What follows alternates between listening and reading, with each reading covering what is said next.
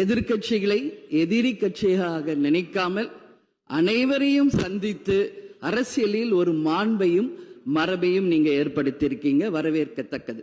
அதுபோல உங்களுடைய முதல் அறிவிப்பிலேயே சிங்கப்படை பெண்களை பாதுகாக்கவும் அதே போல மதுக்கடைகளை மூடுவோம் என்று சொன்னதும் மக்களால் வரவேற்கப்பட்டது.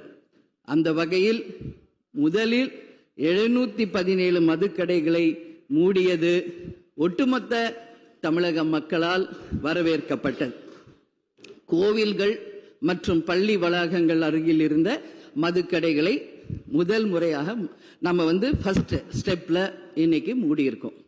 அடுத்தது இன்றைக்கு மீனவர்களை பாதுகாக்க ஒரு அறிவிப்பு அரசாங்கத்தின் மூலம் வந்திருக்கிறது. அதையும் தேமுதிக வரவேற்கிறது. இது எல்லாம் இருப்பினும் முதல்வர் அவர்களே, நீங்கள் அன்றைக்கு பதவியேற்ற அன்றைக்கு சொன்னது உங்களுடைய ஆட்சி வெளிப்படையான ஆட்சியாக இருக்கும், மக்களுக்கும் தமிழ்நாட்டுக்கும் ஒரு முன்னுதாரணமான ஆட்சியாக இருக்கும் அப்படின்னு தான் நீங்க அன்னைக்கு சொன்னீங்க. அதுபோல அரசு குடும்பத்தில் இருந்து வந்தவன் அல்ல, ஒரு எளிமையான குடும்பத்தில் இருந்து வந்தவன் தான் என்பதை முதலமைச்சராக நீங்க பதவியேற்றதை அனைவருமே வரவேற்றோம், மக்களும் வரவேற்றனர். நாம் சொல்லும் செயலும் ஒன்றாக இருக்க வேண்டும் என்பதில் யாருக்கும் மாற்று கருத்து கிடையாது.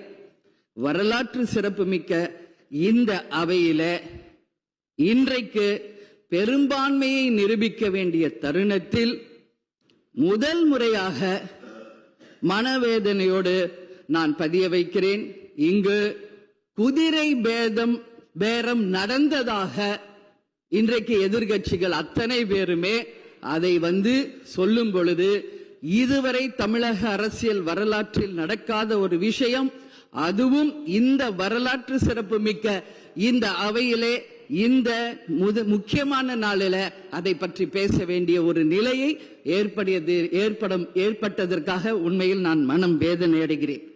அதே போல முதலமைச்சர் அன்னைக்கு சொன்னாரு, இங்க முகம் மூடி யாரும் செல்ல வேண்டிய அவசியம் இல்லை, அனைவருக்கும் ஒரு வெளிப்படையான ஆட்சி தான் செய்வோம் என்று.